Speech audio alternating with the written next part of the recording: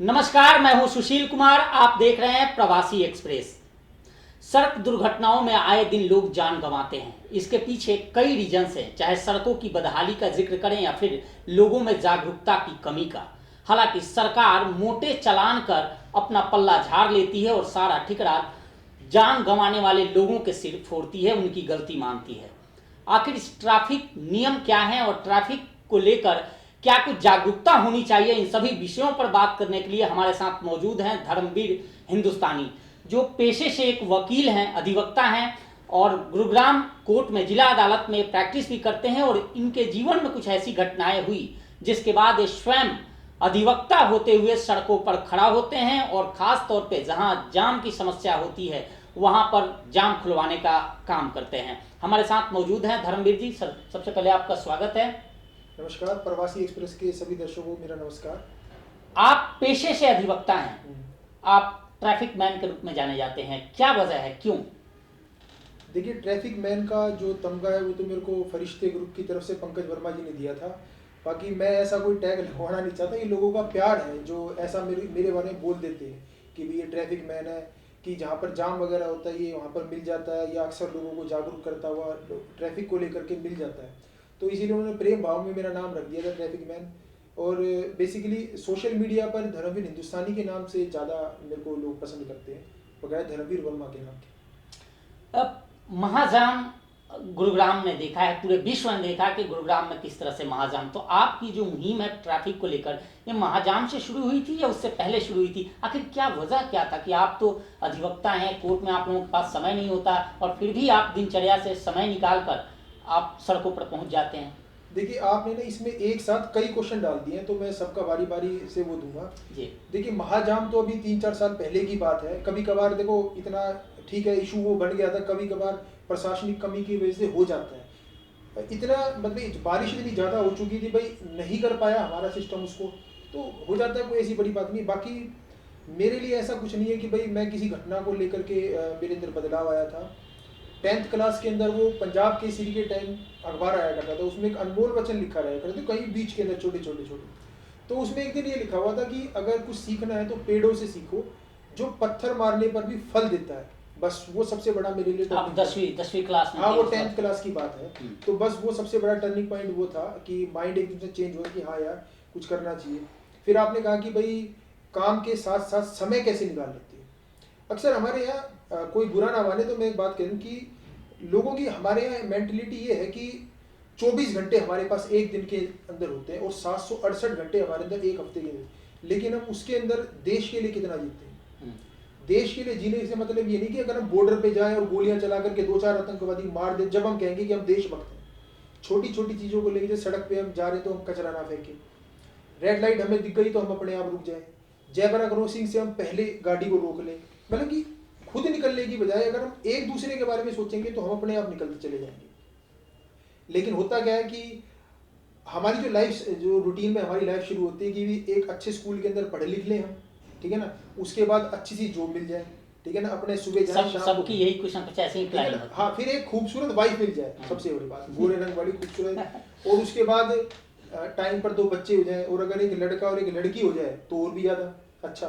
फिर उसके बाद उनको पढ़ा लें, उनको अच्छी जॉब सेट करा दें, उसके बाद उनकी शादी करके बच्चों को खिलाएं, और फिर एक दिन ऐसी चेयर के ऊपर बैठ के ऐसे यूँ करें, मैंने तो अपनी सारी जिम्मेदारी पूरियां कर। यार ये कोई जीना थोड़ी होता है कि अगर हम ये इस टाइम में हम देश के लिए कब जिए।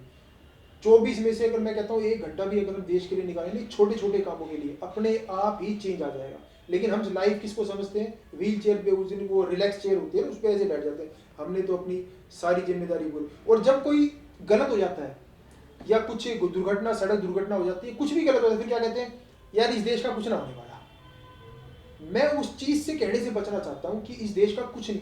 मैं इस बात की खुशी महसूस करना चाहता हूँ कि यार मैंने कोशिश तो करी थी। कामयाब कितना हुआ कितना नहीं हुआ वो बात की बात है, लेकिन मेरे को ये तसल्ली रहेगी कि मैंने कोशिश करी थी। शुरुआत आपकी कब से हुई और क्या कुछ प्रेरणा कैसे मिली कि आप इसमें, या कोई ऐसी घटना हुई आपके जीवन में जिसके बाद आप ये काम शुरू कर दिया? घटना का तो ऐसा, प्रेरणा का तो कोई स्रोत मेरा है नहीं कि मैं कहूँ कि मैं किसी को फॉलो करता हूं। आपके जो फादर थे वो पुलिस डिपार्टमेंट में थे, तो कहीं ऐसा चला आ रहा हो कि नहीं, फादर को आपने देखा होगा कि आपके पिताजी इंस्पेक्टर थे या पुलिस महकमे में थे, तो काम कर रहे होंगे, ट्रैफिक अमूमन ट्रैफिक निकालना, जाम खुलवाना, ये सब उनका काम, तो कहीं ना कहीं आपने देखा हो तो उससे आपको प्रेरणा मिल गई हो। नहीं, ऐसा कि देखो पुलिस का जो काम होता है ना, बड़ा ही डेडिकेटेड काम होता है, 24 घंटे का होता है। पापा का तो मैंने ये देखा था कि भाई उनको मतलब उनका सोने का कोई टाइम नहीं है उनका।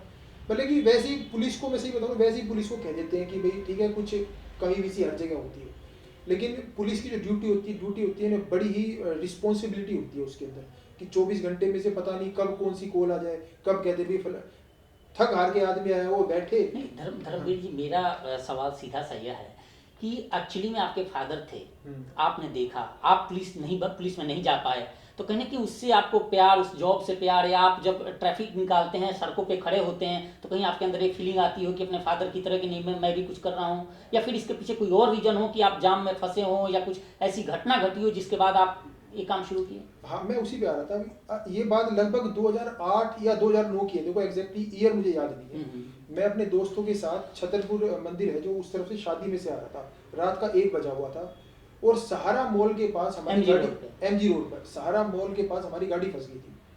अब गाड़ी फंस गई थी, वो 10 मिनट हो गए, वो हिले ही नहीं, ना आगे हुए ना पीछे हुए। तो मैंने अपने दोस्तों को बोला, वैसे ही बोल दिया कि यार चल मैं देख करके आता हूँ कि क्या वजह है कि गाड़ी आगे नहीं खिसक गई। जी, मैं सहारा मॉल से चलता इफको चौक के फ्लाईओवर के नीचे तक आया, गाड़ियां यूं थी चारों तरफ से। तो मैंने क्या करा, कोट पैंट में था मैं, शादी में से आ रहा, जाहिर सी बात है, तो मैंने क्या करा, जो जयपुर से ट्रैफिक आ रहा था उसको पहले हल्का सा पीछे करवाया, जो दिल्ली की तरफ था उसको दिल्ली की तरफ वाले को थोड़ा सा आगे कराया। सिर्फ इतनी ही जगह उसके बीच में बढ़ी कि मैं गाड़ियों को निकलवा सकूं। तो मैंने धीरे धीरे पहले सहारा मॉल की तरफ से गाड़ियों को निकलवाना शुरू करा। तो लगभग मैंने 10 मिनट तक एक लाइन चलाई। तो वहां से जब मैं चला रहा था, मुझे देखा कि लोग बहुत ज़्यादा परेशान थे जाम की वजह से। तो बहुत सारे लोग निकल करके आए, काफ़ी लोगों ने गाड़ी में से बैठे बैठे सैल्यूट करा, किसी ने गाड़ी से उतर करके मुझे सैल्यूट करा, कई आए गले लगा करके गए मेरे को। मैं आपसे तो इस तरीके से मैं करते करते उसके भी आधे घंटे बाद मेरी गाड़ी आई थी। फिर उसके बाद 15-10 मेरे ख्याल से 15-20 मिनट और मैंने करा। फिर मेरे दोस्तों ने कहा यार चल देर हो रही है, जल्दी चल, वरना मैं और भी ज़्यादा देर तक काम कर सकता था। तो उस टाइम जब लोगों की खुशी देखी मैंने, तो बड़ा अच्छा सा महसूस हुआ। तो और खुशी मेरी खुद की भी थी इसके अंदर कि मैं भी तो जाम से निकला हूँ। तो मैंने खुद को जाम से निकालने के लिए एक छोटी सी कोशिश करी थी। तो उसके बाद से मेरे को लगा कि यार हर एक जाम में मैं ही तो हूँ, कि किसी को अपनी जॉब के लिए जल्दी जाना है, किसी को अपने बच्चों को स्कूल से लेने के लिए जाना है, किसी को हॉस्पिटल में कोई एडमिट है तो दवाई के लिए। और जब वो जाम में फंस जाता है और उसको समय की कीमत पता होती है कि यार एक एक मिनट कितना कीमती है, तो वो सब जो पीड़ा जो होती है, एक तरह से पेन होता है, मैं खुद में फील करता हूँ। और मुझे ऐसा लगता है कि मैं अपने आप को निकाल, तो कोई स्पेशल कुछ बड़ा कुछ ऐसा। तो उसके बाद आपने काम शुरू किया, और क्या क्या करते हैं सोशल वर्क में, और अभी भी क्या ये जारी है आप अभी? हाँ, ये अभी भी जारी है, और लगातार 2008 से लेकर के अभी तक लगातार कंटिन्यू मैं इसको कर रहा हूँ। और उसके बाद मेरे बच्चे भी, जब 7 साल का मेरा बेटा था और 9 साल की बेटी थी, तो वो भी इसके अंदर शामिल हो गए थे।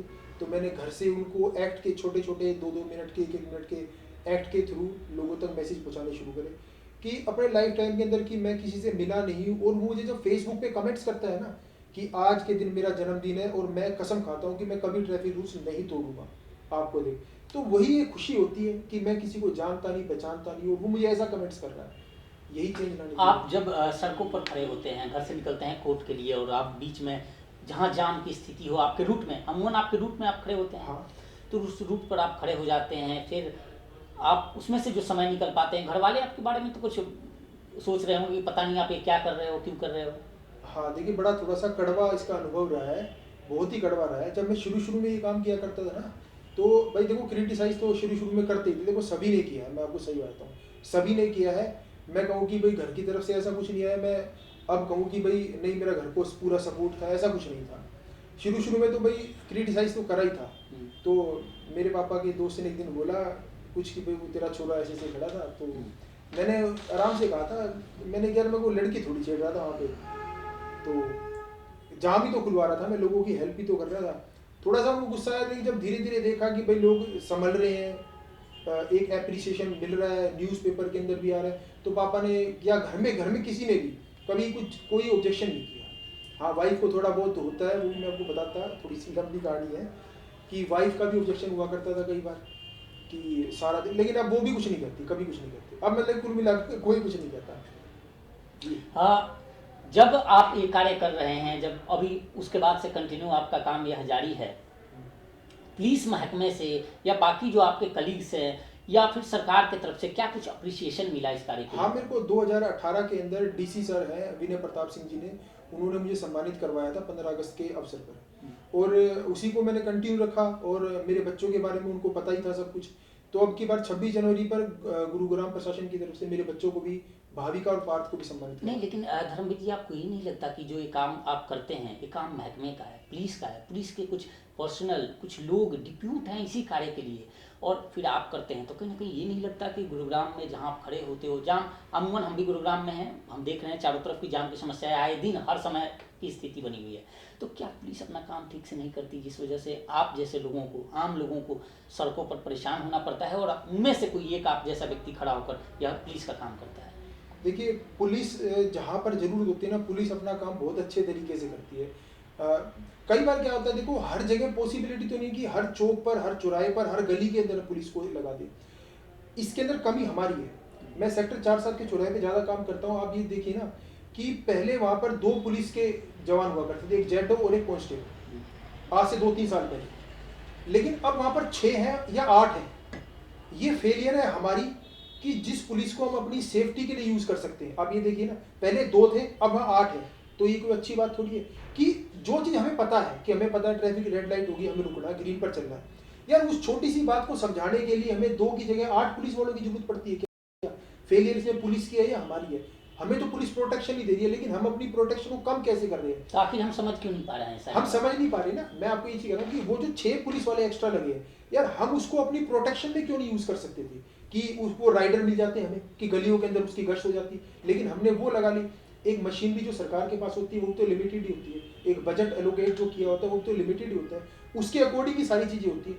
लेकिन वो जब वो बढ़ता है ना, तो वो हमारी वजह से बढ़ता है कि हमने 6 एक्स्ट्रा लगा दिए वहां पर। आप ये देखिए ना, 6 एक्स्ट्रा की सैलरी वहां पर जा रही है बेवजह। किस काम के लिए? सिर्फ ये बताने के लिए भाई जेब्रा क्रॉसिंग है, रुक जाओ। सिर्फ ये बताने के लिए कि ट्रैफिक लाइट रेड है, रुक जाओ। सिर्फ ये बताने के लिए कि हेलमेट आपकी सुरक्षा के लिए है। यार ये बताने के लिए 6 एक्स्ट्रा पुलिस वाले रखने पड़े। किसका फेलियर है? हमारा है। तो मैं यही लगभग 12 सालों से आप ये काम कर रहे हैं, आगे की क्या प्लानिंग है? क्या ऐसे ही आपकी दिनचर्या चलेगी या फिर कुछ और सोशल कॉज के लिए आपने सोच रखा है, या फिर कुछ ऐसी चीज़ें हैं कि ये केवल आप गुरुग्राम के उन इलाकों में करते हैं जो आपका रूट होता है, लेकिन जाम की समस्या पूरे गुरुग्राम में है, पूरे देश में है? देखिए, रूट का तो ऐसा होता है ना, अब मैं ऑफिस जा रहा हूँ और मुझे कहीं जाम मिल गया तो सबसे पहले विसल रखता हूँ मैं अपनी गाड़ी के अंदर। वो बड़ा ही पावरफुल वो है, हथियार है एक तरह से। गाड़ी के अंदर रखता हूँ। एक्टिवा पे जाता हूँ तो एक्टिवा की उसके अंदर कीरिंग में भी मेरे पास चाबी वो रहती है, सीटी रहती है। अब देखिए, सारा का सारा ध्यान अगर मैं इस तरफ लगा दूंगा तो कमाई भी जरूरी है, बच्चे पालने भी जरूरी है, सारी चीज़ें जरूरी है। तो जितना समय मेरे को मिलता है उतना मैं कोशिश करता हूँ। ये रूट वाली बात नहीं, अगर रूट पे जा रहा हूँ वहाँ कुछ मिल गया तो ऑफकोर्स मैं जरूर से भी जरूर वो करता हूँ। नहीं, मेरे कहने का मतलब यह था कि जैसे आप कर रहे हैं, आप जैसे और भी लोग और इलाकों से आ जाएं तो फिर उन इलाकों में भी ऐसी समस्याएं नहीं होंगी। नहीं आते हैं, ऐसी बात नहीं है, लेकिन क्या होता है कि वो कई बार क्या होता है, लोगों की नॉलेज में आइडेंटिफाई नहीं हो पाते। करते तो होंगे बेचारे, ऐसी नहीं है कि नहीं करते। मैं ये नहीं कह रहा कि मैं अकेला ही हूँ सब कुछ करने वाला। देख करके प्रभावित होते हैं लोग, करते हैं अपने आसपास भी, लेकिन ये है कि भाई वो किसी तरीके से सोशल मीडिया के प्लेटफॉर्म पे या लोगों की नॉलेज में नहीं आ पाते। पर ऐसी बात नहीं, करते हैं। मैं ये कहूँ कि मैं ही सब कुछ करता हूँ ऐसा कुछ।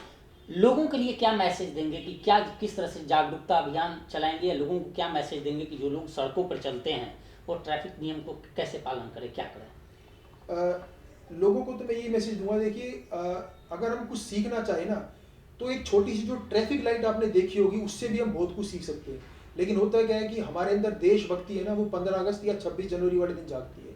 अगर हम सीखना चाहें तो मैं बताता हूँ, मेरा एक स्लोगन है इससे कि रेड ट्रैफिक लाइट पर रुको और ग्रीन पर चलो, जहाँ लगे कि देश एक साथ खड़ा है और एक साथ चल रहा है। तो मेरा आप सबसे यही है, एक रिक्वेस्ट है कि जहाँ भी हम जाएं हम ट्रैफिक रूल्स हमेशा फॉलो करें, अपनी और दूसरों की जान की परवाह करें।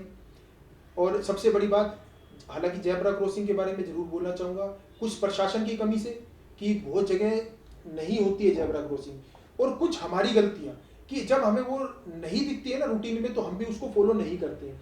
तो भाई सड़क पे चलने वालों पे सबसे पहला अधिकार जो होता है वो पैदल चलने वालों का होता है। गाड़ी में आप भी हमेशा नहीं चलते। तो ये रिक्वेस्ट है सभी से मेरी कि भी आप अपनी और दूसरे के जीवन की रक्षा करें। जी बिल्कुल, ये थे धर्मवीर हिंदुस्तानी जिन्होंने साफ तौर पे कहा, और मुझे वो एक गीत याद आ रहा है कि किस तरह से एक फिल्म का, हिंदी फिल्म का गाना है कि ये भाई जरा देख कर चलो, आगे भी नहीं पीछे भी, दाएं भी नहीं बाएं भी। तो निश्चित तौर पे जो लोग भी सड़कों पर चलते हैं, और आपको बता दें कि सबसे ज़्यादा फैटल एक्सीडेंट अगर होते हैं तो उसमें कहीं ना कहीं लापरवाही ही होती है। तो आप भी अगर गाड़ी पे चलते हैं, पैदल चलते हैं या जैसे भी चलते हैं, तो ज़रूर सड़क पर आँख कान नाक सब कुछ खोल कर चलें, देख कर चलें, ताकि ऐसी दुर्घटनाएं न हो। और कहीं भी कोई समस्या दिखे तो आप प्रशासन या दूसरे व्यक्ति पर दूसरे व्यक्ति पर ना निर्भर ना रहें, स्वयं करें और कोशिश करें, एक छोटी सी कोशिश। धर्मवीर हिंदुस्तानी की 12 साल की कोशिश जो इन्होंने कोशिश किया है, आज एक बड़े नाम पहचान के साथ इस शहर में है। आप भी अपने शहर में, अपने इलाके में जरूर करें, ताकि देश और आपकी दोनों की तरक्की हो सके। इस बुलेटिन में फिलहाल इतना ही। देखते रहिए प्रवासी एक्सप्रेस। नमस्कार।